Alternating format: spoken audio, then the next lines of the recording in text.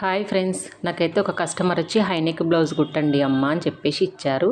అయితే నేనైతే blouse cutting చేస్తున్నాను చూడండి. ఈ వరకు ఒక బ్లౌజ్ కుట్టించినాను, కొంచెం షోల్డర్ పట్టేసినట్టు అయింది అని అంటే అప్పుడైతే నేను 7 ఇంచెస్ షోల్డర్ పెట్టుకున్నట్టున్నాను. ఇప్పుడు 8 ఇంచెస్ షోల్డర్ పెట్టుకొని చంక కూడా టైట్ అయింది అన్నది, అందుకనే 8 ఇంచెస్ షోల్డర్ పెట్టుకొని 3.5 నెక్, 4.5 షోల్డర్ ఫీట్ ఉంచుకొని నేనైతే బ్లౌజ్ కట్ చేశాను చూడండి. చాలా బాగా వచ్చింది అన్నారు వాళ్ళైతే ఈ మోడల్.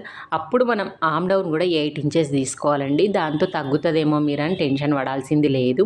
ఎందుకంటే చాలా హైట్ ఉంటుంది అమ్మ, హైట్ ఉండడం వల్ల మనకు బ్లౌజ్ అయితే కరెక్ట్ కుదురుతుంది. ఎందుకంటే హై నెక్ బ్లౌజ్ కాబట్టి మనం షోల్డర్ 8 తీసుకున్నప్పుడు చంక డౌన్ కూడా 8 తీసుకోవాలి.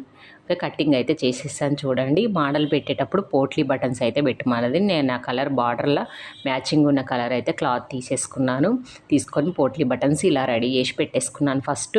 బ్యాక్ పార్ట్ పోట్లీ బటన్స్ మొత్తం రెడీ చేసుకున్న తర్వాతనే మనం బ్లౌజ్ స్టార్ట్ చేయాలి. మొత్తం రెడీ అయిపోయింది చూడండి.